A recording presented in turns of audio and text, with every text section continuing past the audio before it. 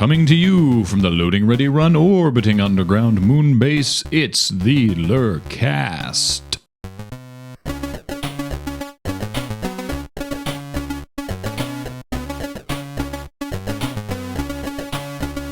Doodle-doo, doodle-doo, doodle-doo, doodle-doo. Remember how I used to make an annoying song at the beginning of every LRRcast, but I haven't been on one in a while? Completely no-selling you on it. Doodle-doo, doodle-doo, doodle-doo.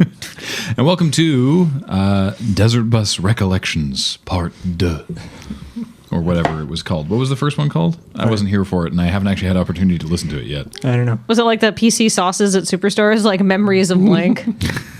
Memories of Tucson? It's written in like, I don't know, some like Zepfino or some like really fancy cursive font. Yeah. Whispers of the Bus. No, Whispers of the Bus sounds like a terrible porn parody. No, there'd be just like a romance novel. It's not actually like a full-on porn. Orchestral maneuvers on the bus? Yeah. That's my orchestral maneuvers in the dark. Yeah, good.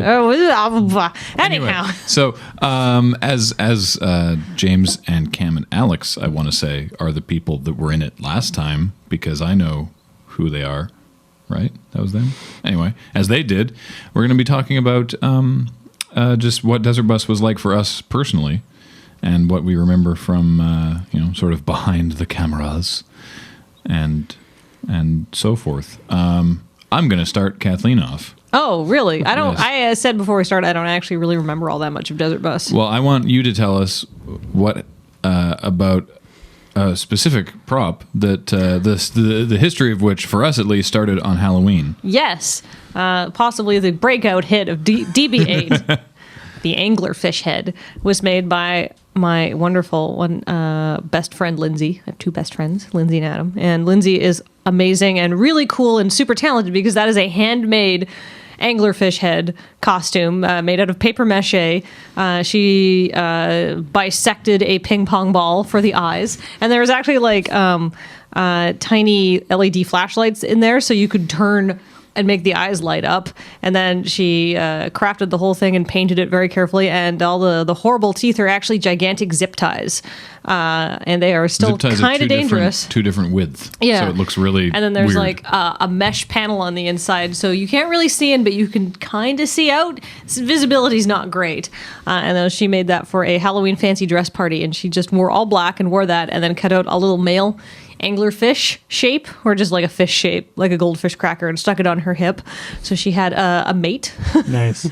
And so she you can hold a drink on the inside of the mouth, and she did. Yeah. That was her drink holder on the outside of the mesh. You can be like, just like it's really heavy duty for paper mache. Like, she did a fantastic job, and she posted pictures of this on Twitter. And if you follow me on Twitter, you probably saw me retweeting her and being like, "Oh my god, this is the greatest costume in the universe." It was the picture of her checking her phone. Yeah.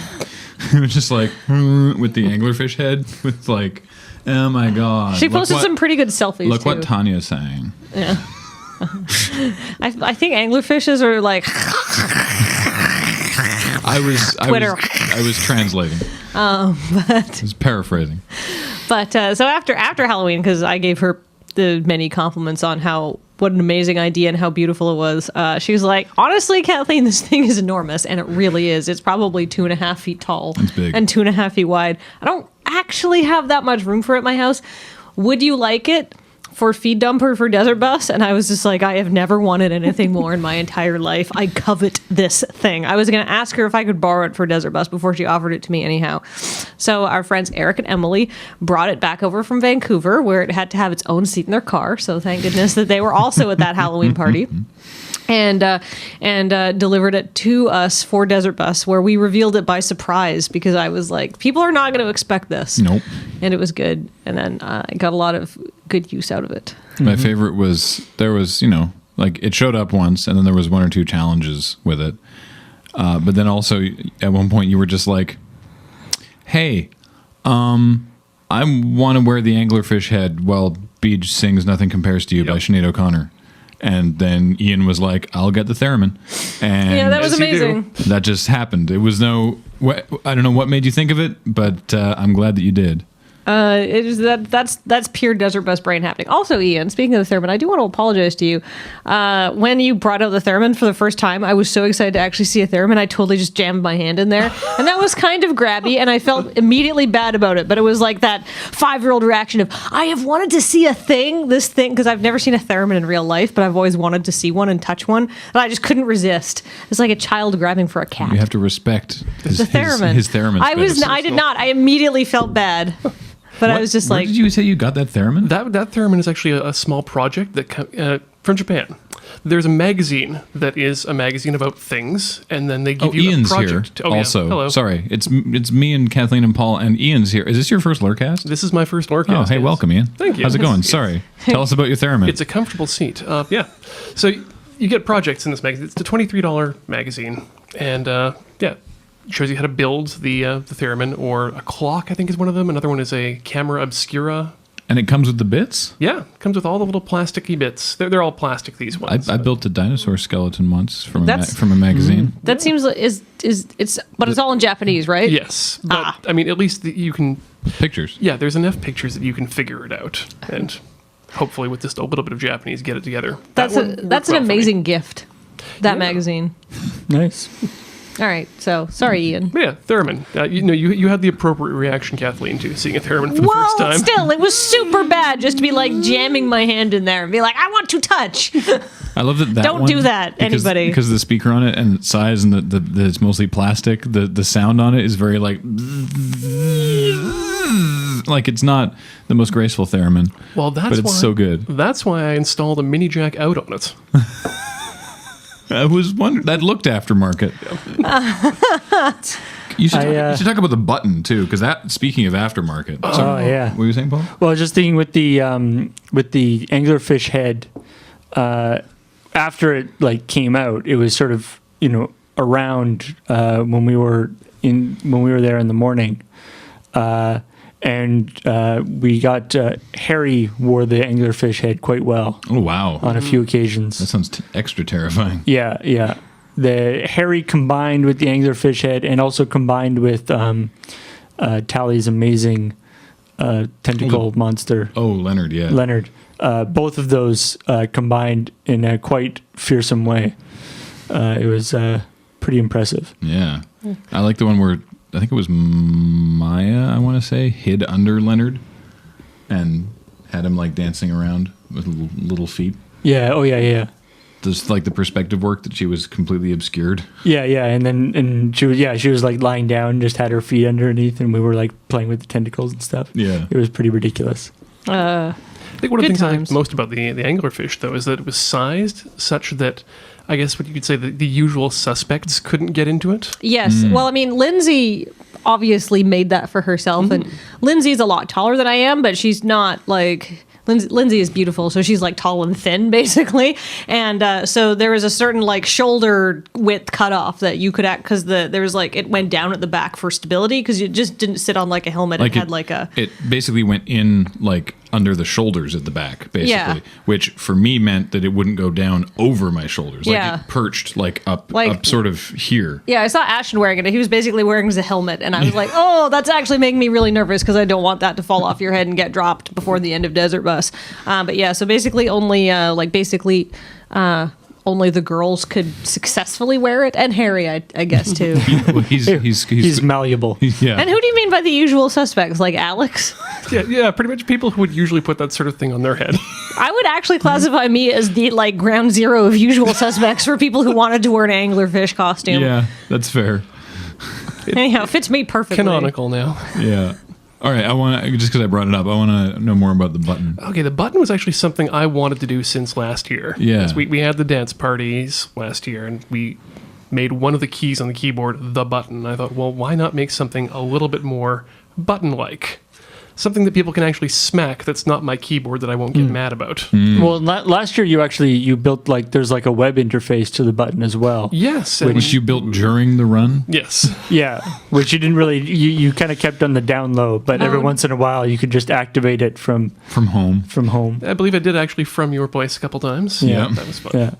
But yeah, this year I wanted something that everyone could have a chance to hit and not have to be in engineering. And so I picked up a Teensy, which is a Arduino microcontroller device. Decided, well, yeah, I'm going to use this to make a button. Then I moved, and that put the project on hold for quite a while. No kidding. So a few trips down to the electronics shop here in Victoria. Thankfully, you have one. I was a little bit worried about that. Oh, really? Where is it? We're not the butt end of Edmonton is a Sticksville. lot bigger than I Victoria, know. though. Like, let's be honest here.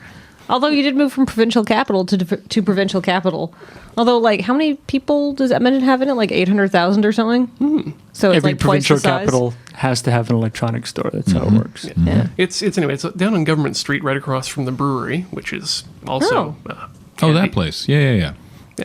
So picked up a button there, which is really nifty. You can put more than one switch in it, so it can do more than one thing. It can do something if it's up or if it's down. So keep that in mind for next year. Yeah, because you would hit the button down, and then to reset it, you'd have to twist and release. Because it's one of those emergency stop buttons, Right. Or heavy machinery. Yeah, it's don't want- really important. Yeah. If it has to stop, you have to stop until you want to go again. Yeah. The keys were not an afterthought. That was something I definitely wanted to add in there, and that was a simple circuit as well. I liked when something went loose at one point, and It would just start activating for no reason. hitting the dance party button engaged the auction overlay. And at one point, I'm pretty sure just shaking it vigorously initiated the auction overlay, because that was not done manually. We could if we had to, but that was programmed. Yeah. It was programmed for that. The keys were also individual, so that if anyone actually lost a key, We were effed. I would have had to go back to the safe and pick up the single spare. Oh my goodness! Thankfully, we didn't lose a key. I do want to comment to our viewers and listeners, though, that it was not shoddy workmanship that caused these things. It was constant abuse of that dance button being like kind of thrown around. Well, and smacked. Well, Yes. and the other problem was that because it was USB attached to the streaming computer, which the streaming computer for some reason decided to, whenever a USB thing was plugged or unplugged, switch to 3:4 ratio, which that has got to be like one of the weirdest, just like random. One thing leads to it. Like, it's just like these two things are not related in any way, but for some reason They are. We cannot fathom why plugging or unplugging a USB device into that computer makes LRRcast go 4:3 in standard definition. But it does, and we We know how found an exciting new bug. we can fix it really, really quickly. The fix is just as dumb. Oh, what's the fix? The fix is to go back into the settings and click on the source. It's already selected, the video source, but apparently clicking on it one more time reminds the computer that, oh yeah, this isn't 16:9. Wow. yeah. Desert Bus. We'll find your problems. Yeah, Desert Bus. If you've got a video streaming program that you're wanting to get out into the public, and And you think it's perfect. We'll yeah, prove otherwise. yeah, we're a real good acid test for that. Yeah. And then the button had something you've always wanted to do. Yes, that was the final bus down, Yeah. triggered by that covered switch that. I am very glad that everybody respected your wishes. Because at the beginning, you're Yeah. like, don't flip this ahead of time. Because I told no one what it actually was. Well, you except told for- the organizing committee. Yeah, a very Yeah. select few. But you told everybody not to touch it because it would be bad. And nobody touched it. Yeah, Ashton was rather cheeky about it. He flipped it open and closed a few times, and was like, "Should I push it? Should I push it?" Well, it's one of those mechanical things. It's just so satisfying to do, to flip open one of those safety bits. What I like about, I guess it's just a consequence of that piece of music, is that that piece of music, it starts very slow, like it has that sort of build up at the very beginning, and so you flick it, and it's like, oh, You're not maybe sure. maybe it didn't work. Ooh, oh, here it goes. So I thought that worked really, really well, and yeah, it's always nice to have the final switch. Yeah. Well, the fun part was that all got put together, I think, the last night before we got Yeah. Well, yeah, things set up. because 'Cause you you and Alex, you and Alex were hammering on the actual overlay, and then you had to like quickly actually And put it Corey together. did some work on the programming the Switch. Yeah, she did the programming for the back end of it. Yeah. Again, last minute, but I was in my kitchen.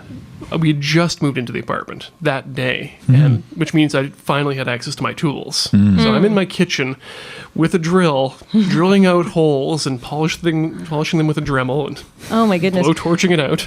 But speaking of being in your kitchen, and every other year that you've come to Desert Bus, you've stayed with us, correct? Yes. And Fantastic hosts, by the way. Yeah, but Oh, well, thank you. how much was the experience improved by being in? Well, I mean, you just moved in, so it wasn't really your house, but being in your own place and mostly able to walk around in your underpants after it was done. Well, funny you should mention that because trial You used by to do that at your place too. Yeah, we get along with your cats real fine. I don't even know what that means, but that's bad. Trial by fire. This being my first Desert Bus here, it was my first time hosting someone for Desert Bus. Oh, right. Yes. Right. Yes, Tara was kind enough to stay with us for most of the run, and she was a fantastic guest. Didn't walk around in her underpants as much as I could see, but yeah, unpacking everything and instantly let's get out the guest bed. Yeah. I do think that's funny, though. Like, I feel that actually hosting people at Desert Bus is actually, despite the fact that Desert Bus is happening, it's extremely low stress because nobody expects anything. Like, I clean my house extremely thoroughly before we get guests, but after that, it's like, well, I guess cat hair is piling up in the corner of the room, but like, nobody expects anything. You just go there, you sleep, you wake up, and then you immediately go back to Desert Bus. Yeah. Yeah, and it's often like you don't actually have schedules that coincide, so you may not even when see you're- the person very much. Even when you're awake at the same time, you're so tired and out of it that like the conversations are like if you're waking up at the same time, the conversation is like, are you gonna go back in right now? Yeah, it's probably like 10 minutes. Okay, well I'll wait for you then. It's going to be even Or- better. Or that, right? Or like if you're passing things, if you're passing someone coming home when you're leaving, like what are we up to now? Oh, we're at like 180,000. Cool. All right, see you later. Yeah. There's like no conversation. We had Andrew and Fugi staying with us, and I think the extent of everything I said to them at the house was, do you either of you guys need the bathroom? Because I'm going to have a shower. Right?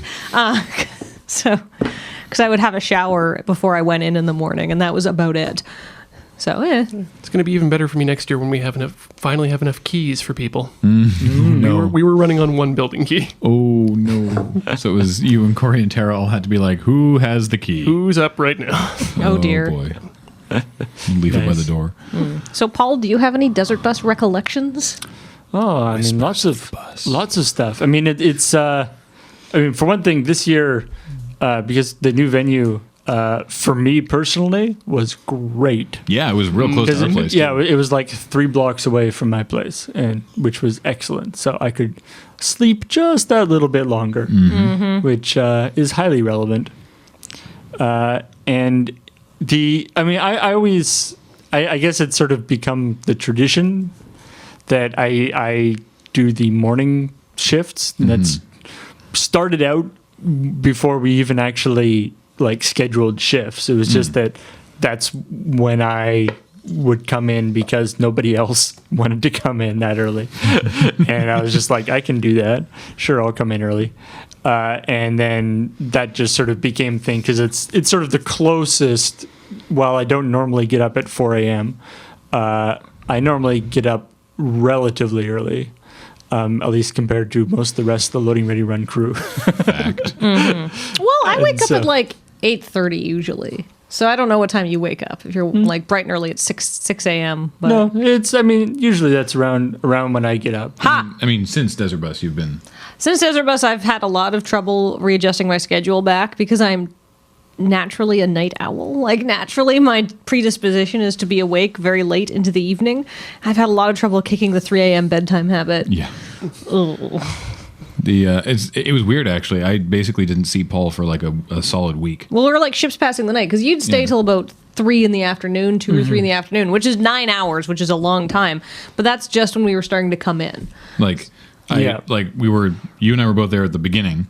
And then I think about 3 days in, we had like a 2-minute mumbly conversation passing as I was arriving, just as you were leaving.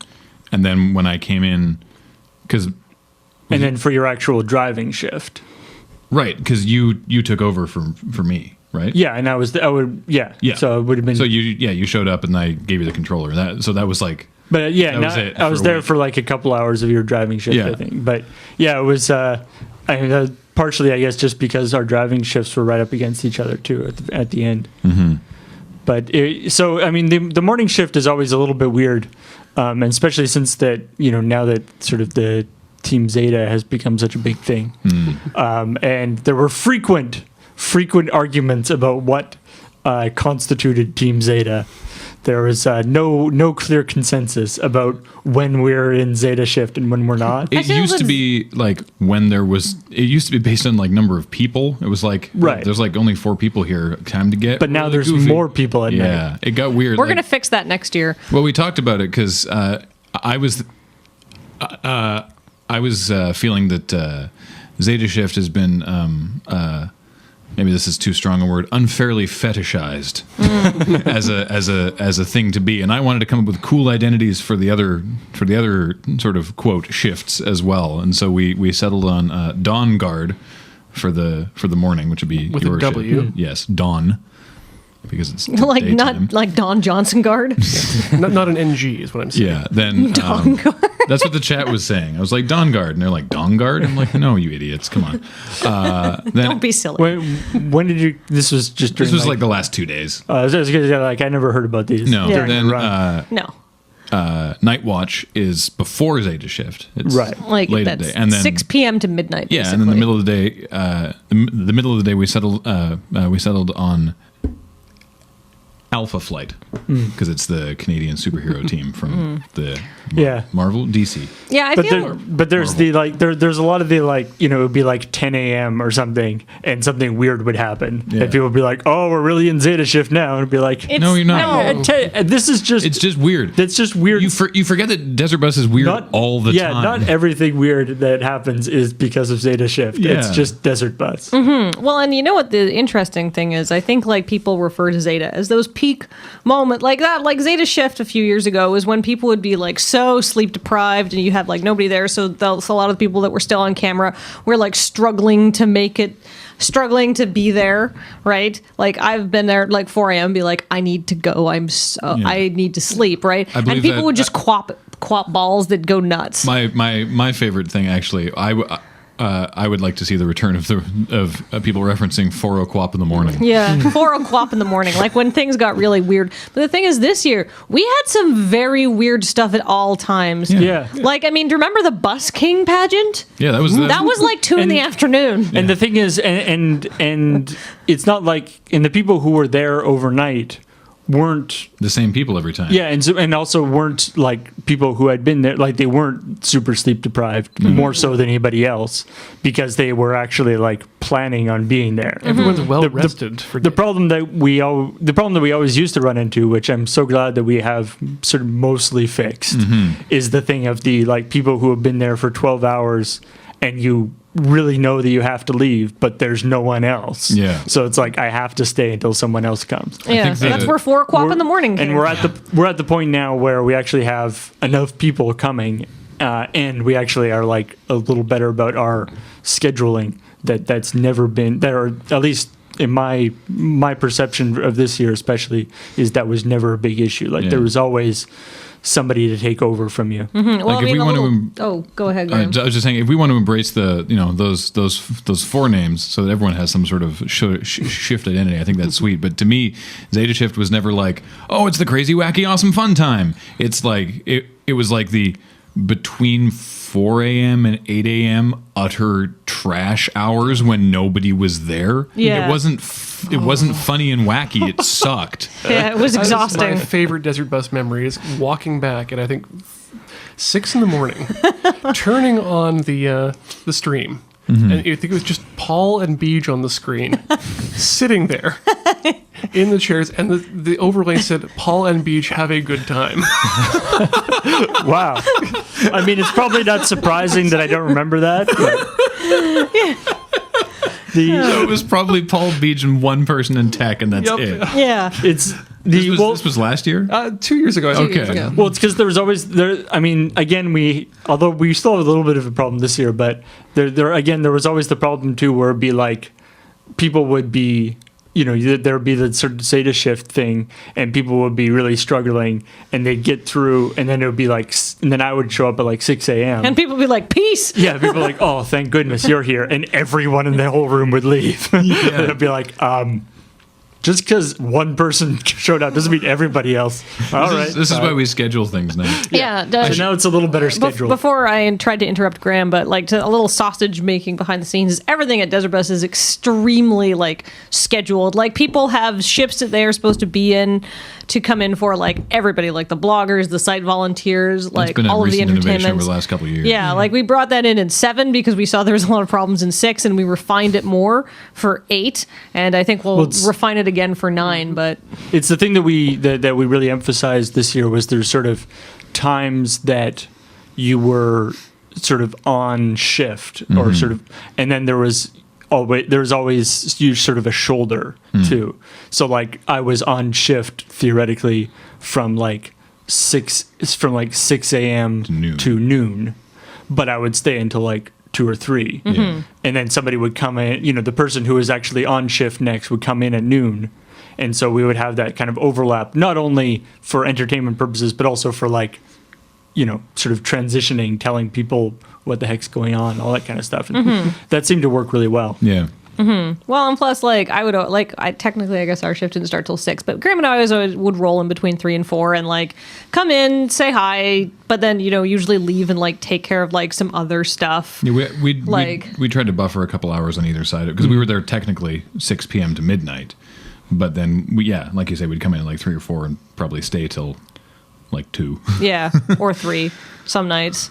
And so, but the idea of sort of having we'd hand the key over at midnight. The idea of having some sort of wiggle room there, where depending on what you have to do and how you're feeling or whatever, the part time when you can leave if you want to, and then the time when it's like, no, you are expected to be here because nobody else is doing what you're doing at that time, so you should be here.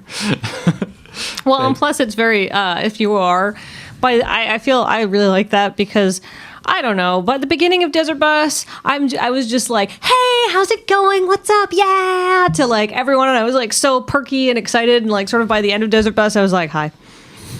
And like I would definitely need some time to warm up, but because I was sort of running out of social juice, I guess, because it's very mentally taxing. You saved your energy for the on camera. I mean, when I would show up, right? Like I would go in and I'd wave hi to the chat, and then I'd sit down on one of the couches at the back, and once or twice I would like walk in and immediately Paul or James or whoever was at the computer was usually no afternoon to be Jared Talley or Matt or Tally. But sometimes Jared would hang out.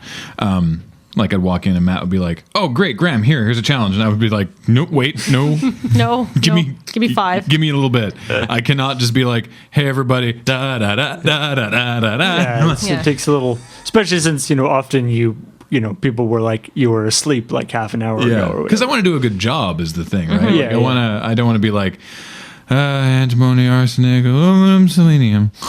Yeah.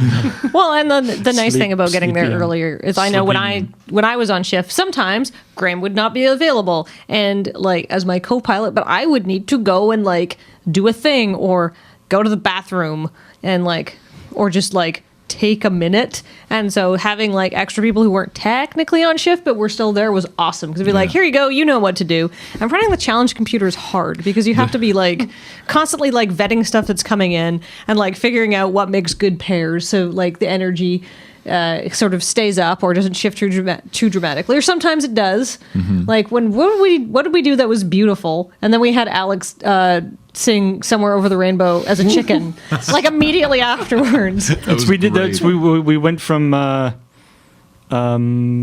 think that's when we went from like Gypsy Rover to Somewhere Over the Rainbow, right, on the last day. Right. That was good. Yeah, Desert Bus is all about kind of the roller coaster. I think I feel that the sudden whiplashes in tone are an important part of Desert Bus. Yeah. My favorite sort of behind the scenes-y moment like that, when you and I were both on shift, is I was like, okay, things are pretty calm right now. This is when the party was going on next door, the launch party for all the video games. I was like, okay, things are pretty chill.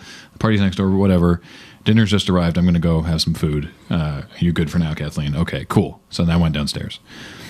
And as soon as I go downstairs, because we had a monitor down there, I look on the TV, and these two dudes in suits walk into the room. And I'm like, oh, no, one of those guys is the Minister for Technology. And I knew he'd be there, because Blake told us he would be there. And I was like, clearly that has to be him. Not that I recognize him from his face. I don't know what any of our ministers look like. We're informed voters. And then I'm like, I don't care what they look like. I care what they do. I'm watching. I'm like, okay, this is going well. This is pretty normal. Why is Ian walking close to the camera? Why does he have that smile on his face? Oh no, he's hitting the dance button. Oh no.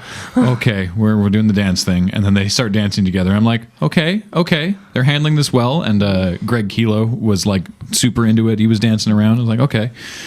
Good. All right. Well, I'm sure that one of them will introduce themselves at some point, or someone will ask them, no, we're taking them to the store. Oh, Christ. Come on, guys. Someone please tell the viewers. I was trying. I know, but I was like, someone has to jump in and tell the viewers who these people are, get them to introduce. No, we're going to the store. All right. Wow, they are really serious. They must put up with a lot of BS in the house, because they are not reacting to this at all. Okay. This broke even trained journalists. Yeah. Okay. So now we're done, and now they're just talking about Desert Bus. Okay, I'm gonna go upstairs.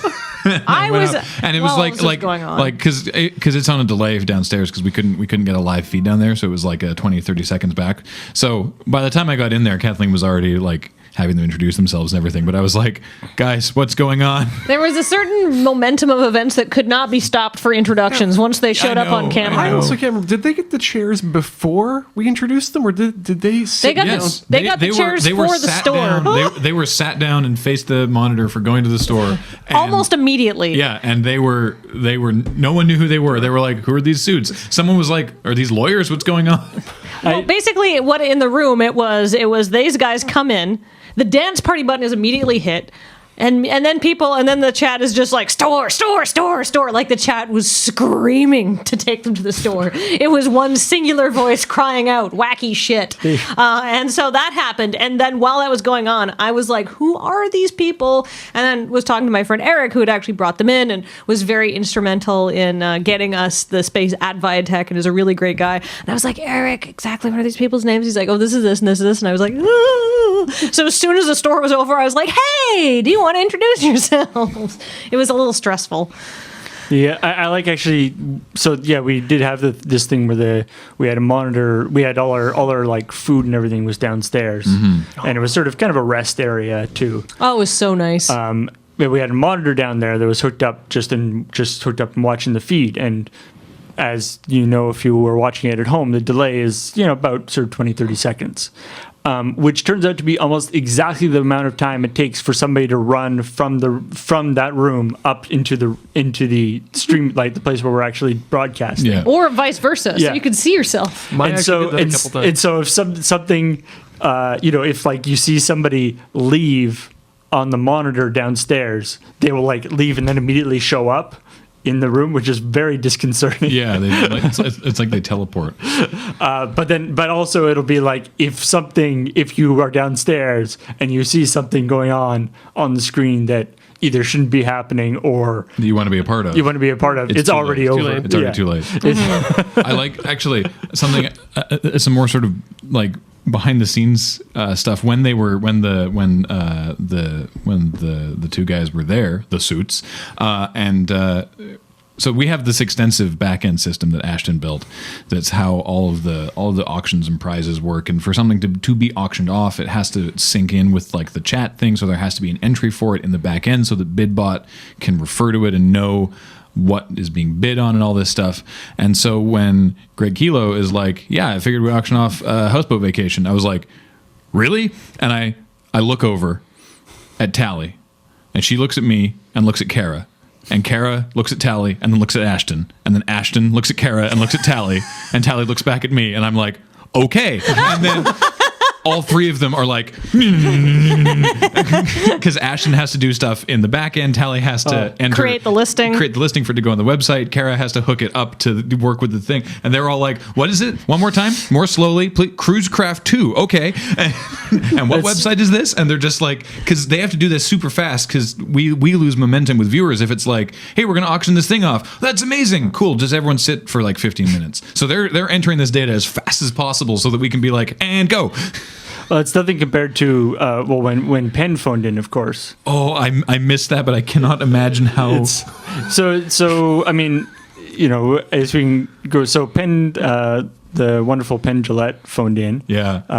Who I think he's phoned in almost every year. I think so. Yeah. In some capacity. Yeah, Penn and Teller have supported us, I think, every year in some capacity, whether it's making a donation or servicing a prize or feeding us. Buying our lunches, yeah. So he phoned in and was sort of, hey, how you guys doing? Did stuff. And he's like, I thought it might be cool to auction off, some tickets to the Penn and Teller show. And we were sort of expecting that he would pull something. Mm-hmm. Like he's done tickets and stuff before, and so Ashton is sort of like back there, and I'm driving the bus at this point, so I'm like right across from where Ashton is, and so Ashton and Kara are working together, and they can get set up. And it's like, okay, that'll be fun.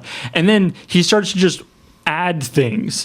He just was like, I guess if you're coming to watch our show, you're going to need somewhere to stay. So, here's a suite at the Rio. And, you don't want to just come down for one day. So here's like a suite for 2 days.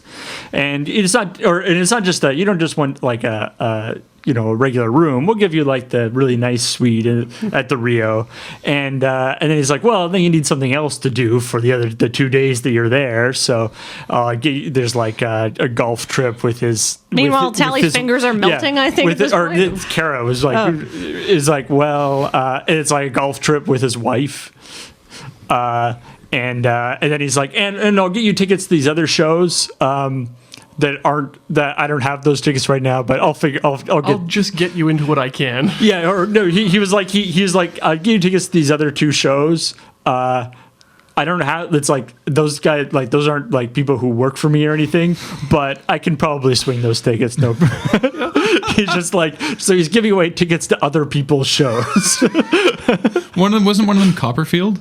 I think so. I think it was there was like another magic. There was like another magic show. Yo, Dave.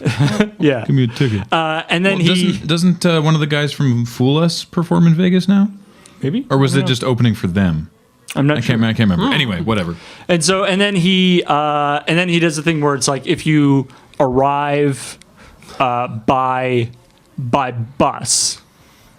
So they're not paying for your plane in, but if you don't take the plane in and instead arrive by bus, they'll pick you up at the bus depot in their limo and take you to like Penn's house, and you can like hang out with him. Oh my God! So he's like adding these things like one after another, quite sort of slowly, furious typing in the back end, right? And then we're like, oh crap, and then we've got to tweet about this and try to get and he's like, oh, I guess I better tweet about this because we want to get people who are just interested in Penn and Teller stuff into this now.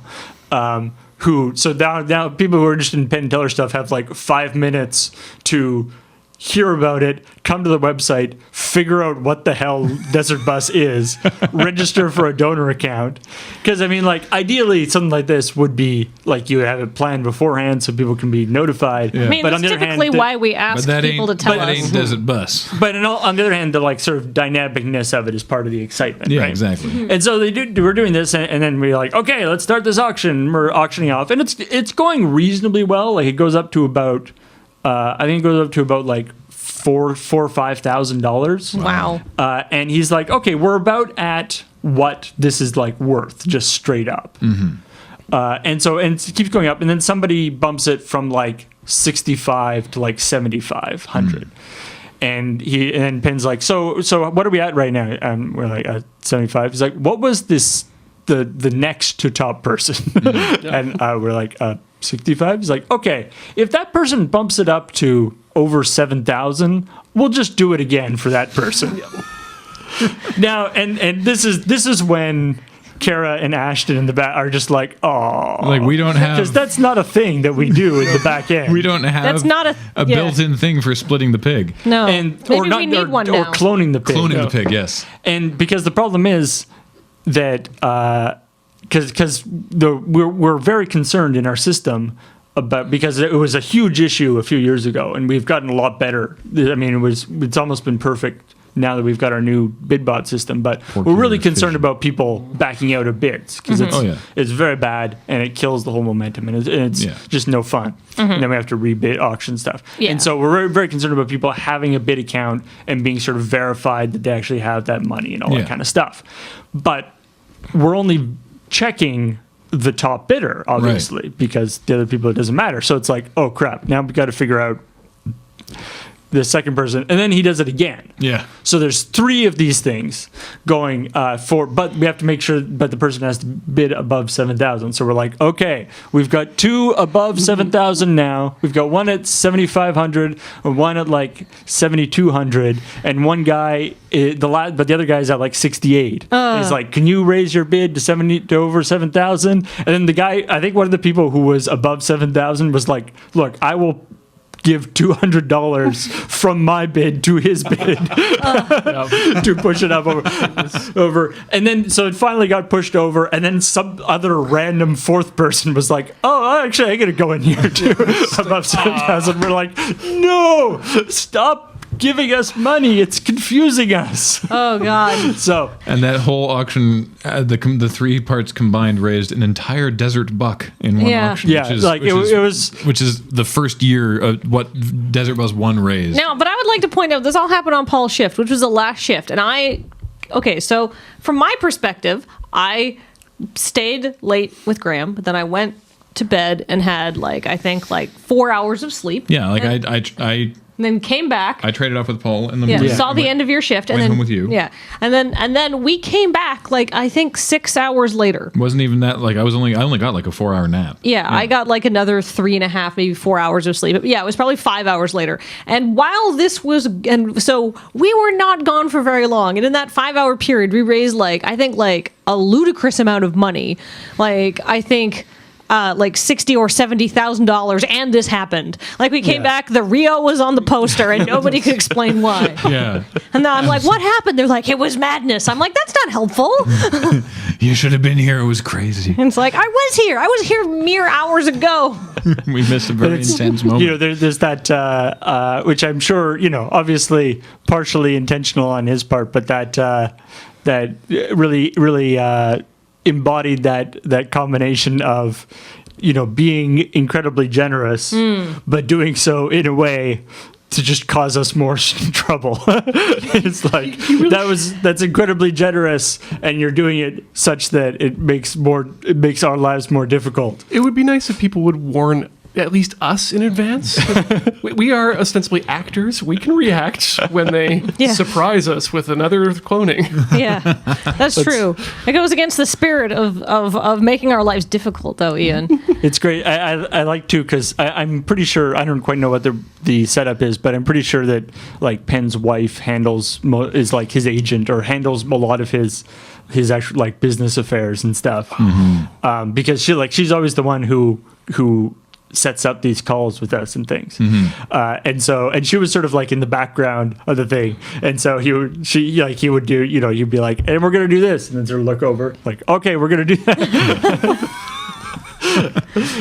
Do this thing. Can we do that? We could do that. All right. Survey says yes. Done. Well, I mean, that makes sense. Why pay a business manager when you can pay your wife to be your business manager and keep all your income in the house? Mm-hmm. So that was, that was obviously one of the big things for me. And I mean, obviously, I'm a huge fan of just Penn and Teller as actual, performers. Yeah. People, not just as people who made the game Desert Bus, but also as just actual magicians and performers. I'm a huge fan of their work. So it's always wonderful to talk to Penn. Mm-hmm. And like I said, they're incredibly generous. They have helped us out every year of Desert Bus, sometimes behind the scenes, sometimes in front of the scenes. So Wow. Nice people. Yeah. Any other interesting DB memories, Ian? How was your first driving shift, Ian? Well, it was great last year. Oh, right. Was it last Womp year? womp. Yeah. I'm sorry. All the desert buses run together. How was the VR desert bus? Oh my! Now that I wanted to play that. That was a lot of fun. That was actually my second time inside of an Oculus Rift. Yeah, I've never actually got to use one. They work a lot better than you expect they would. You know, I was not sold. I've heard very good things about them. Initially, I wasn't sold. I remember those big VR headsets from Yeah. the early 90s that you had to get inside of. And I put it on and I thought, okay, this is okay. This looks good. Looking around, it's tracking pretty well. And then I decided to look behind me. And when you can track the vision all the way around and you're seeing things that you now know aren't behind you, because usually when you're sitting down on one of these things, you're looking at a monitor first. And you Right. get to So see. you're like, oh, this is like, it's like a big monitor that kind of curves into my peripheral a little bit. Okay, sure. It's going to be like being on a computer. No. And then you turn around and you're like, oh, wait, shit. Yeah, you are I'm in a different space. in the Matrix. Wow. Well, it's like, and when if you crash in the thing, you can actually see the like tow truck behind you too, right? Flashing it. What's really fun about the VR version, though, is driving down the highway with the door open.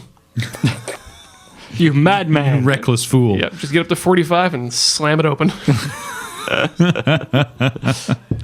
Yeah, I like during that shift, you guys were way ahead on both stops and crashes because they were counting both the VR ones and the real ones. We crashed first in the virtual world, and we figured if you crash in the Matrix, you crash in real life. Yeah, that's how it works. So the same thing happens for bus stops then. I was watching, there's a highlight reel on the YouTube of Stop Master Beach doing all the bus stops. And so he gets a bus stop. This is very near the end of his shift. He gets a bus stop and taking his bus stops to, I don't know, I think it's 2. And then James is like, hey, Beach, so you know there's a achievement for a driver getting 5 stops in their shift, which you can only do. And before James has even finished that sentence, Beach is already careening into the side of the road. Yeah, Beach. Well, I think at that point he had crashed twice, just legitimately. Yeah. And then so at that point he was like, I don't give a crap anymore. I'm just gonna get. It's like if my shift is gonna be known for something, it will be bus stops.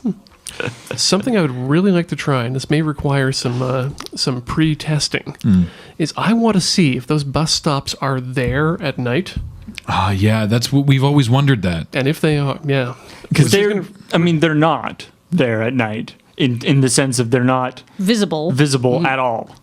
I mean, the side of the road isn't visible. But if they're programmatically still there. Right. That's the trick. So you'd have to actually time it. Like, there's no way you can actually see them unless you crash. We also, have we tested if you can just pull over to the side of the road and open the door? I want to say that we know that you can come to a full stop in the middle of the road and start up and keep driving. Yeah. As long as you're not grinding the sides. Okay. But you can hit the brakes, come to a complete stop in the middle of the road, and then hit the accelerator and keep driving again. If you wait too long, you overheat. But you Yeah. can do that. But I believe we tested it that if you pull over to the side of the road and stop, you can only open the door at a bus stop.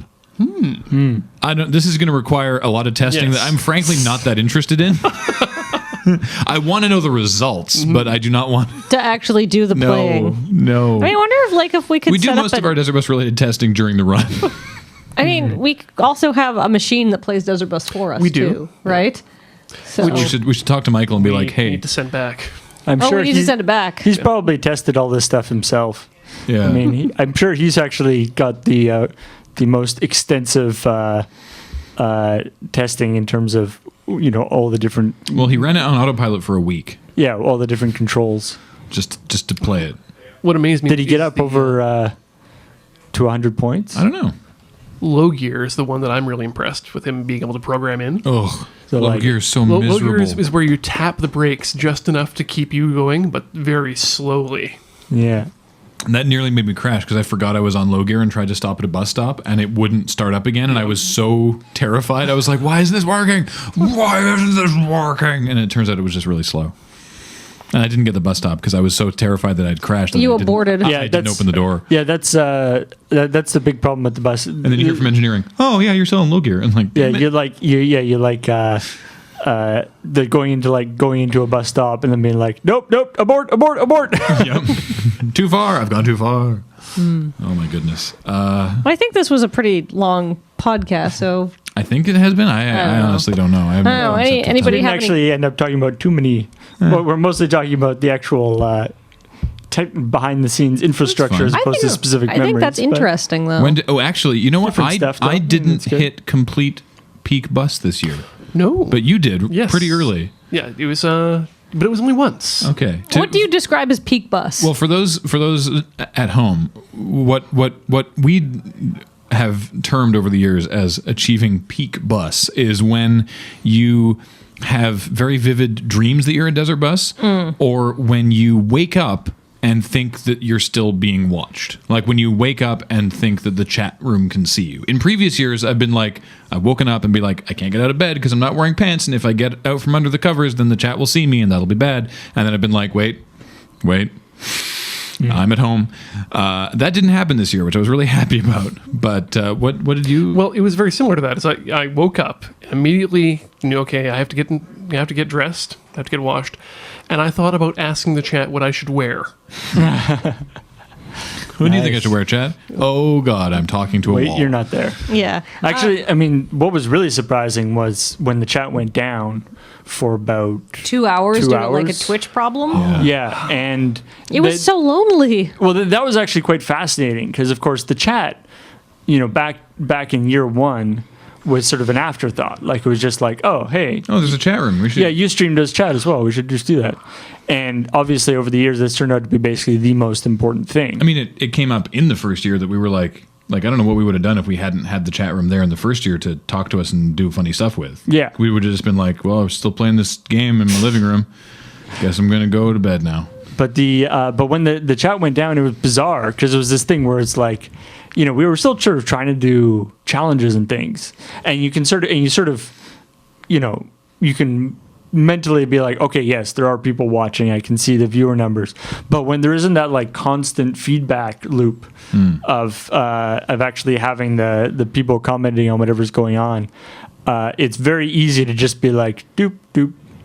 Kind of sit there for a while, just be like, "Oh wait, we actually should be doing stuff." We are rudderless without you. And then it's like, and then when you actually do something, it's like, was that good? Was that bad? I have no idea. Did we misquote something? I don't know. I don't know if I'm funny unless I see a video of myself immediately afterwards. Yeah, I feel like we really discovered when the chat went down that the chat is a bit. Well, I mean, we know this already, but like we realized, I guess we were reminded It was driven home for a lot of people who were newer. that the chat is so important to Yeah. the whole experience, and being in we've the had chat. the chat go down in previous years and been like, we're so cold and alone. But there was a lot of people this year who hadn't experienced that, and they were like, oh, this is weird. Yeah, This it's is not good. Weird. This is also, it was down for longer than. It was like 2 hours. and it was also like all Twitch chats everywhere went Yeah. down. Like Yeah, it was this was- Twitch as a whole. Yeah, So So eventually, we actually just got the @LoadingReadyRun Twitter feed up on the screen. oh, nice. So we were Smart. just Slow chat. We just saw, yeah, it was the sort of emergency backup. wait, you mean was it the @Desert Bus Twitter Or feed? yeah, I guess it would be Desert Bus. Yeah, so it'd be just anybody who had, and so people were obviously. I think the traffic to the Desert Bus at that point went up a lot. So once the they social figured out media what they were doing. volunteers were just like, But yeah, that was a bad scene. So Well- yeah, Until next year. yeah, I guess. It was great. It was awesome and wonderful and exhausting and crazy. And I'm just so happy that we got the new venue this year, which came together like there were some murmurs of it when I talked to Eric in like May, and then nothing came of it. And so we were going to do it, and then he talked to me about it again in September, and I was like, you know what, let's try for it. It's a really short deadline, but if we have done, like, if this had been Desert Bus 4 or even Desert Bus 7, I don't know if I would have agreed to try and explore venue switch late in the year, but I thought with Desert Bus 7, after that we were in a good enough state with sort of knowing what we needed to do to run Desert Bus that we could throw a major wrench into the works. And, well, we knew also that like if something went wrong and we had to pull out of this venue, as long as it was a week beforehand, we could just be like, all right, well, back to the moon base then. Yeah. Of course, we say that, but after doing, I'm sure James said this on their episode. I hope we haven't repeated anything else, but whatever. I'll never do it at the moon base After, again. we are not. Like, whether or not we get Viatech again, we are not doing it here. Well, because after coming back from a week of that to not having been in the moon base for a week and going downstairs to drop off gear and stuff, we were like, how did we ever do this? People Well, say it's a different thing. Yeah. We, because of the space at Viatech, it allowed us to expand a lot of the stuff, the But we tech setup, needed to expand the tech it. setup. Well, no, I mean, we could have kept it smaller if we had Yeah. deliberately done so, but that would have been to the detriment of the thing. I But think. people say when they look at it that we look like we're doing a fundraiser in our closet. Coming back afterwards and realizing how much actual space there is in the moon Yeah, basement, we upgraded from closet to basement this year. it's really like a closet down there now. Yeah. I mean, it's not exact. It's not like it's that small. But when you try to put like 35, 40 people into 1,200 square feet, it gets pretty squishy. So anyway, obviously it was a very great experience, and we are constantly blown away every year by As I said at the dinner, amazing generosity of everybody. it's clear now that we don't know exactly why this keeps working. All we know is that we have to keep putting 100% into it, right? Like we just do the best things that we can that we think will work, and it has worked out. We don't know why exactly, right? Like, we can't be like, well, we were able to receive a bunch of donations because of these metrics, and we couldn't really explain it. All And we if know somebody- is that we have to keep putting 100% into it because I don't know if it's we could important. replicate it in another circumstance, no. but if we can keep doing it, what we're doing, then that's got to be good. Yeah. Desert Bus kind of defies logic, but in a wonderful, happy kind of way. Yeah. So thank you all for listening to this, and thank you all for watching Desert Bus and donating if you were able. And even if you're not, even if you didn't donate, if you just watched and enjoyed and told your friends about it, that is equally as important. And we'll be back on the next LRRcast with, I believe it's going to be our favorite things from 2014. Oh, really? Yeah. A few of our favorite things. Yes. So, Not- like movies, albums, bits of media, Yeah, not like when James... things that happened to us. when James pitched it, he's like, I'm not looking for like your top 5 whatever, or like your most favorite thing, just stuff from 2014 that you liked. So that you don't have to be like, oh God, how do I rank my top 3 albums? Right. Like, Oh, now to be fair, there are only a few of us. I know that you've already done that. I have not actually. I know number 1, but everything else is a nebulous blob. Well, no spoilers. All right. All right. Thanks for listening. We'll talk to you guys next time. Bye, guys.